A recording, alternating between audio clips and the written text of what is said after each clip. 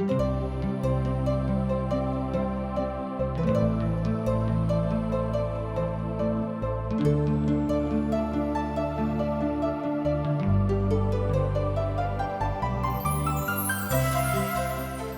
India द्वारा प्रस्तुत आशक इजोत में अहाँके स्वागत अछि।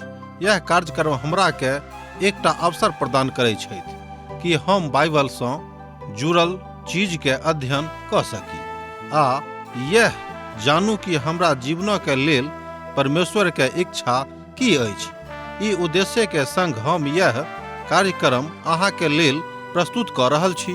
कृपया क देखू आ सुनू ताकि परमेश्वर अहाँ के जीवन के मार्गदर्शक ठहरे। आशा के इजोत जे मैथिली कार्यक्रम अहीं के थीक एहि कार्यक्रम में हम अहाँ के स्वागत एक बेर आर प्रभु यीशु मसीह के मीठ आ पवित्र नाम में कर रहलहुँ हैं। आजुक दिन जाय विषय वस्तु पर हमरा लोकन अध्ययन करबाक लेल उपस्थित भेलहुँ हैं।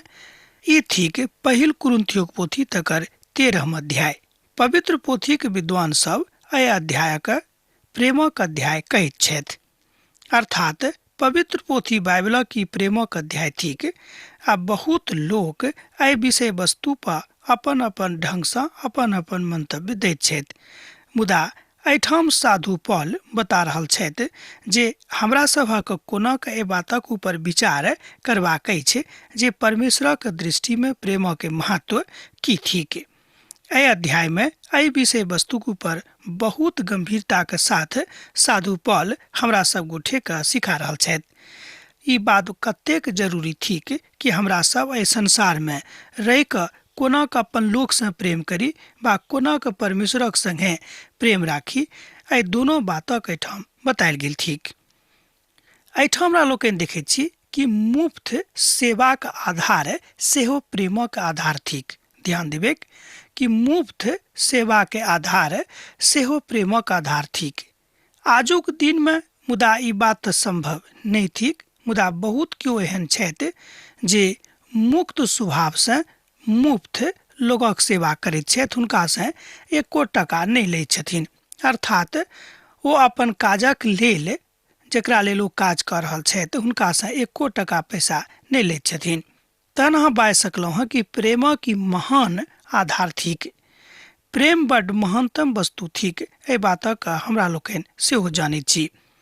प्रेमक जे शाब्दिक बा आत्मिक अर्थक एहिठाम बतायल गेल अछि, अर्थात जाय बातक साधु पौल एहिठाम बतौने छथि ओ एहिठाम परमेश्वर के आगापे प्रेम अर्थात जाय प्रेमक कोनो शब्द एहि संसार में वर्णन नहीं कऽ सकैत छथि तकरे एहिठाम परमेश्वरक आगापे प्रेम बतायल गेल छै। एहि शब्दक अहाँ नीक रीति से अनुवादित कऽ कऽ बता सकलहुँ हैं। अहाँ एहि अध्याय में प्रेमक उदाहरण पायब, किएक तऽ प्रेम जतेक लोक एहि संसार में राखैत छथि हुनका एहि बातक ज्ञान छनि कि प्रभु से ओ कोना के प्रेम करताह।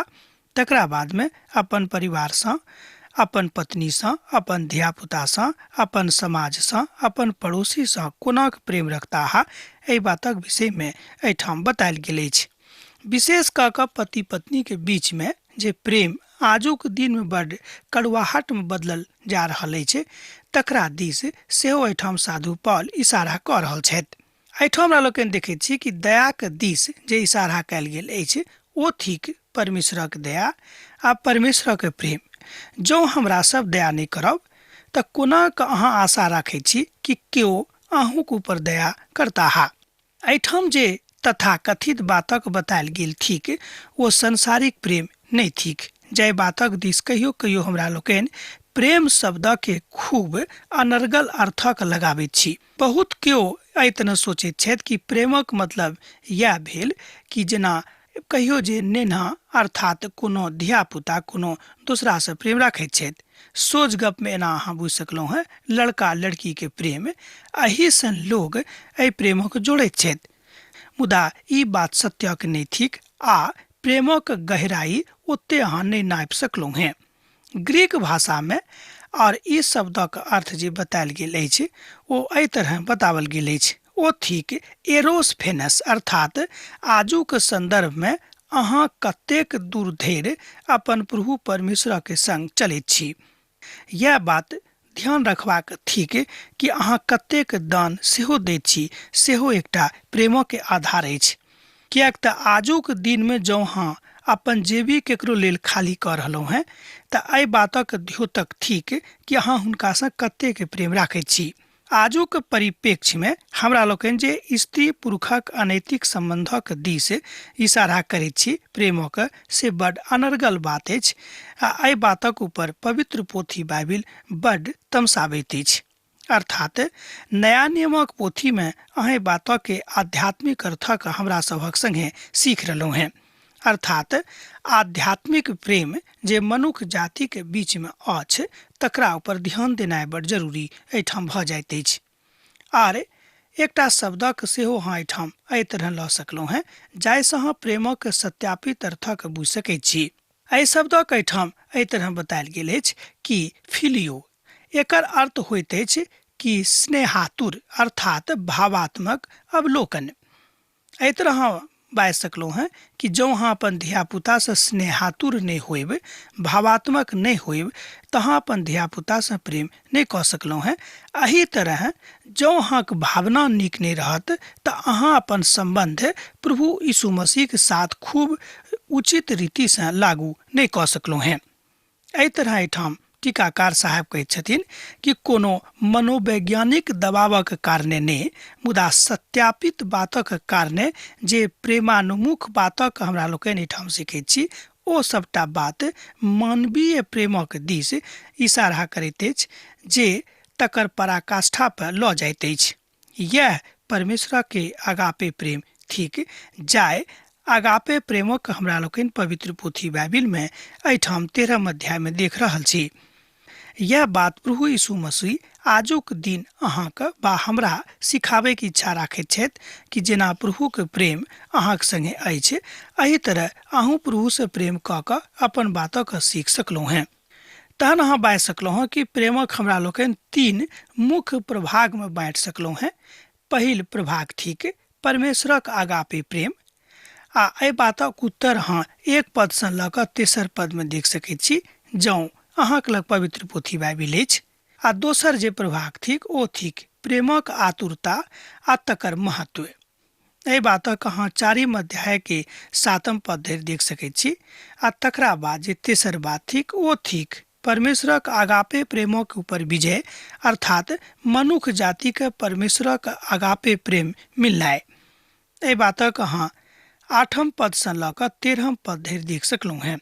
तहन अहाँ बुझि सकैत छी कि प्रेम आत्मा के आवाज थिक, आत्मा के सुर थिक, जे सुर अहाँक परमेश्वरक दिस जयबाक लेल हकार दऽ रहल अछि। आत्माक समस्त दान वरदान प्रेमक कारणे अर्थात ईश्वरीय प्रेमक कारणे अहाँक जिंदगी में सफल भेल अछि। एहि बातक एहि रीतिसँ हमरा लोकनि बुझि सकैत छी। आ जँ अहाँ अपन मनुख और स्वर्गदूतक बोली बाजी आ प्रेमे नहीं राखी तऽ हम ठनठनाबैत पितर और झनझनाबैत झांझ थिको हैं। पवित्र पोथी बाइबिलक के एहि अध्यायक साधु पौल एहि तरह आरंभ कऽ रहल छथि। ओ कहै छथि कि खाली बजनाइ से प्रेम नहीं होइत। मान लियो अहाँ के मित्र बीमार छथि आ हुनका लेल खाली अहाँ कहबै कि नहीं अहाँ से हमरा बड़ सहानुभूति अछि, बड़ बढ़िया बात, मुदा जँ अहाँ हुनका लेल अपन शारीरिको श्रम नहीं दऽ सकलहुँ हैं तेकर अर्थ यह भेल कि अहाँ हुनकासँ प्रेम नहीं करैत छी, खाली अहाँ बाजैत रहैत छी कि हमरा अहाँसँ प्रेम अछि। यह बात आजुक दिन एहिठाम साधु पौल बाजि रहल छथि कि जँ अहाँ स्वर्गदूतोक बोली के बाजी आ जँ अहाँ अपन लोकसँ प्रेम नहीं करी तेकर मतलब यह भेलै कि अहाँ हुनका सत्य रूपे प्रेम नहीं करैत छी, जिनका लेल अहाँ बाजि रहल छी कि हम हुनकासँ प्रेम राखैत छी। मान लियो केओ कहैत छथि कि हम यीशु मसीह के बड़ स्नेह करैत छियनि, ओ हमर उद्धार करता थिकाहा, ओ हमर परमेश्वर छथि, हम हुनका अपना जिंदगी के सब कुछ मानैत छियनि। मुदा हुनका जिंदगी में तकलीफ अयलाक बाद, कोनो तरहक दुख अयलाके बाद जँ ओ प्रभु यीशु मसीह से स्वयं के उन्मुख नहीं करैत छथि वा विमुख भऽ जाइत छथि, तेकर मतलब यह भेलै कि हुनका कहियो यीशु मसीह संगे प्रेम नहीं भेल रहनि। एहिठाम एहि बातक बड़ सत्यता के साथ टीकाकार साहब बाजि रहल छथि। सुनि कऽ तमसायब नहि, किएक तऽ बहुत एहन बातक पवित्र पोथी बाइबिल में बतायल गेल अछि जकरा सुनि कऽ कहियो कहियो हमरा सभक तकलीफ भऽ सकैत अछि, किएक तऽ हमरा सब मनुख थिकौं हैं आ मनुख भेलाक कारणे एहि तरहक भ्रांति वा एहि तरहक व्यवहार हमरा सभक जिंदगी में भऽ सकै छै। जँ अहाँ प्रेमक गहराई के विषय में खूब डूबि कऽ देखबेक आ डुबकी मारि कऽ देखबेक, तखने अहाँ बुझि सकलहुँ हैं कि प्रेमक वास्तविक अर्थ की होइत अछि। मान लियौ अहाँके नव विवाह भेल अछि, अहाँ अपन पत्नी से नव नव परिचित भेलहुँ हैं आ अहाँक पत्नी के अहाँ से नव नव परिचय भेल अछि, टीकाकार साहब एहिठाम कहैत छथि। तहन अभी अहाँके जे पड़ोसी छथि हुनका ई दिखाई पड़तनि कि सचमुच में अहाँ अपन पत्नी से प्रेम करैत छियनि आर अहाँक पत्नी अहाँ से प्रेम राखैत छथि। एहि बातक विवेचना वा सत्यापन अहाँक पड़ोसी कऽ सकैत छथि, अहाँ स्वयं नहि कऽ सकलहुँ हैं। एहि बातक संसारक आँखि देखैत अछि कि अहाँक जे नव जोड़ा अखन बनल अछि, अहाँक दुनू में प्रेम अछि कि नहि। हमर श्रोता मित्र, एहि संसार में जाबे धरि अहाँ जीवित छी, प्रेमक बिनु अहाँ जीवित नहीं रहि सकलहुँ हैं। पवित्र पोथी बाइबिल एहि बातक एहिठाम पहिल पद में स्पष्ट कऽ दैत अछि। आ जँ हम भविष्यवाणी कऽ कऽ सुखी आ समस्त भेदक और समस्त प्रकारक ज्ञानक बुझी आर हमरा एतऽ धरि विश्वास रहे जे हम पहाड़ सँ कहब तऽ ओ उठि कऽ एहिठाम सँ हटि जायक, आ जँ प्रेमे अहाँ नहि राखी तऽ हम किछु नहि थिकौं हैं।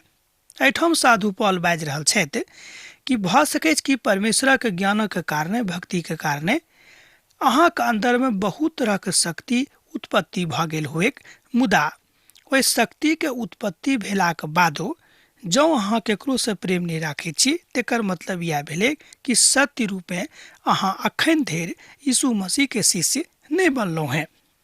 पहिल पद कहैत अछि कि प्रेम हृदय से आबैत अछि, आर ई पद कहैत अछि जे प्रेम हमर मस्तिष्क ज्ञान से आबैत अछि, अर्थात प्रेम परमेश्वर के हृदय से हमरा हृदय में आबैत अछि जँ हम ओहि प्रेमक स्वीकार करी।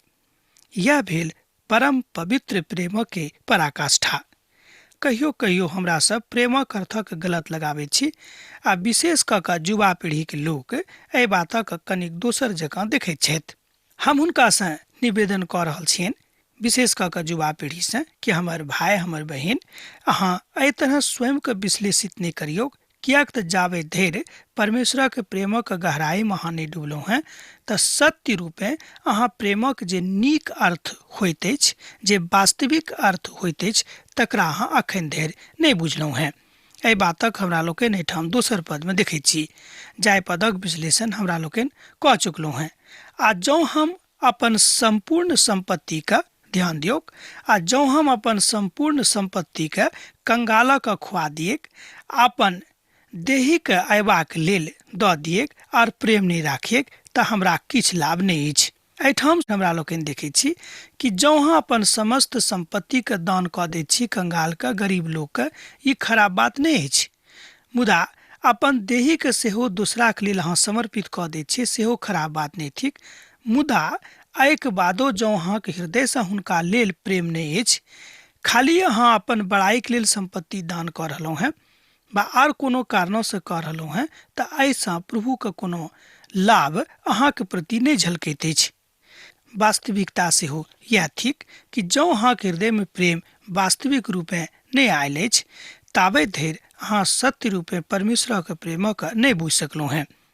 13 पद अर्थात एहि अध्याय के तेसर पद एहिठाम एहि बातक कहैत अछि, आ 13 पद सेहो कहैत अछि, ई प्रेम तऽ इच्छा के कारणे उत्पन्न भेल, बा ई एकटा इच्छा कार्य रूपी बा एना कहियो कार्य रूप में धारित भऽ गेल, मुदा सत्य रूपे हृदय से अभिभूत भऽ कऽ प्रेमक आधार अखन धरि अहाँके जिंदगी में नहीं निकसल अछि। तहन अहाँ नहीं बाजि सकलहुँ हैं कि हमरा अमुक भाई से बा अमुक बहिन से प्रेम भऽ गेल अछि। ई बातक अहाँ कहियो नहीं बाजि सकैत छी। आ जँ अहाँ बाजैत छी तेकर मतलब यह भेल कि अहाँके प्रेम मिथ्या थिक, अर्थात अहाँ झूठ बाजि रहलहुँ हैं। एहिठाम पवित्र पोथी बाइबिल बताबैत अछि कि जाबे धरि मनुख परमेश्वर से प्रेम नहीं कऽ सकैत छथि तो मनुष्य जाति से कहियो प्रेम नहीं कऽ सकैत छथिन। ई एहि बातक प्रमाण एहिठाम देवल गेल अछि। मान लियो कि पवित्र पोथी बाइबिल कहैत अछि कि अपन पड़ोसियक संगे अहाँके प्रेम नहीं अछि, अपन भाइके संगे अहाँके प्रेम नहीं अछि, अपन बहिनीक संगे अहाँके प्रेम नहीं अछि, अपन पत्नीक संगे अहाँके प्रेम नहीं अछि, अपन दोस्तक संगे अहाँ प्रेम नहीं करैत छी तऽ कोना कऽ अहाँ बाजि सकलहुँ हैं बा दावा धरि सकलहुँ हैं कि हम प्रभु से प्रेम रखैत छी। पवित्र पोथी बाइबिल एहि बातक स्पष्टता के साथ बखान करैत अछि। प्रेम धीरजवंत आर कृपालु अछि। ध्यान दियौ, प्रेम धीरजवंत आर कृपालु अछि। प्रेम डाह नहीं करैत अछि, प्रेम अपन बड़ाई नहीं करैत अछि आ नहीं फूलैत अछि। एहि पदक हम जहिया कहियो पढ़ैत छी तऽ हमर मन बड्ड गदगद भऽ जाइत अछि। आ प्रेमक सही अर्थ की होइत अछि एहिठाम चारिम पदमे हमरा लोकनि अभिव्यक्त होइत देखैत छी। एहिठाम एहि पदक हम एक बेर आर अहाँके लेल पढ़ैत छी कि प्रेम धीरजवंत आर कृपालु अछि, प्रेम डाह नहीं करैत अछि, प्रेम अपन बड़ाई नहीं करैत अछि आ नहीं फूलैत अछि। मान लियो जँ अहाँके सत्य रूपे केकरो से प्रेम भऽ गेल अछि तऽ अहाँ हुनकाक लेल अर्थात ओहि मनुखक लेल, ओहि भाइके लेल, ओहि बहिनीक लेल अपन हृदयसँ किछु ने किछु करबाक इच्छा राखैत होबिक। मुदा जँ अहाँ देखेबाक लेल करैत छी तऽ कनेक कालक लेल अहाँके प्रेम रहत आ तकरा बाद ओ प्रेम खत्म भऽ जायत। एकर मतलब इएह भेलै कि हुनकासँ अहाँके कहियो प्रेम अखन धरि भेले नहि रहैक। सत्य बात यह पवित्र पोथी बाइबलक अनुसार हमरा लोकनि देखैत छी। आ जेना आगि बिनु गर्मीके होइत अछि, पौलुस एहिठाम धीरजक प्रेमक सूत्रधार मानैत छथि। ओ कहैत छथि कि जँ प्रेम अहाँके अन्दरमे अछि तेकर मतलब यह भेल कि धीरज सेहो अहाँके अन्दरमे होइत। जँ अहाँके प्रभु यीशु मसीहसँ प्रेम भऽ गेल अछि आ कोनो काज होइमे अखन समय लागि रहल अछि तेकर मतलब यह भेल कि अहाँ धीरज धऽ कऽ परमेश्वरक कालके इंतजार करू, बाट जोहैत रहू, जाहिसँ जहन हुनक काल अहाँके जिंदगीमे आबि जायत तऽ एहि बातक अहाँ खूब नीक रीतिसँ बुझि जेबै। यह थिक प्रेमक सत्य रूपे आधार बा एहि बातक अहाँ प्रेमक सूत्रधार मानि सकलहुँ हैं। यह बात पवित्र पोथी बाइबिल एहिठाम बताबैत अछि। ई बात कोना कऽ सम्भव भेल? हुनका हृदयमे अपन लोकक लेल प्रेम कतयसँ आबि गेलनि? ई बात प्रभुके दिससँ अहाँके हृदयमे निकसैत अछि बा जन्म लैत अछि। जाबे धरि अहाँ अपन हृदयके खोलबे नहीं करबै तऽ प्रभु कोना कऽ अहाँके हृदयमे आबि कऽ अपन प्रेमके बतौथिन। एहि बातक सिखनाइ बड्ड जरूरी भऽ जाइत अछि।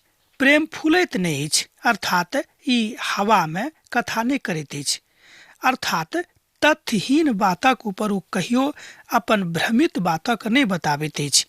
आ प्रेम केओ हवा दऽ कऽ वा गुब्बाराक जकाँ फूलैत नहीं हेतै। अर्थात जँ अहाँके प्रेम गुब्बाराक जकाँ अखन धरि फूलल अछि तेकर मतलब यह भेल हुनकासँ अहाँके कहियो प्रेम नहीं भेल रहैक। अर्थात कोनो कारणे, परिस्थितिके कारणे बा भऽ सकैत छै गरीबीके कारणे, भऽ सकैत छै आर कोनो सामाजिक कारणे अहाँके संगे ओ प्रेम करनाइ आरम्भ कऽ देने होइक, मुदा सत्य रूपे कहियो हुनकासँ अहाँके प्रेम नहीं भेल रहैक। एहि तरहक प्रेमक अंबार आजुक परिप्रेक्ष्यमे संपूर्ण संसारमे पसरल अछि। एहि बातसँ साधु पौल एहिठाम बड्ड दुखित होइत छथि। ओ कहैत छथि कि देखियौ, लोकक प्रेम फूलल छनि, अर्थात गुब्बाराक जकाँ छनि। जँ सत्य रूपे अहाँ केकरो प्रेम करैत छी तऽ अहाँ हुनका लेल पैघसँ पैघ त्याग कऽ सकैत छी आर त्याग करलाक बाद अहाँके एको रत्ती अफसोस नहीं होइते। अहाँ मनुख थी कहूँ हैं, हमहूँ मनुख थी। सब केओ हाड़ मौससँ बनल छथि, मुदा एहि कारणे सिसकन हमरा सभक चेहरा पर, हमरा सभक जिंदगीमे आबि सकैत अछि।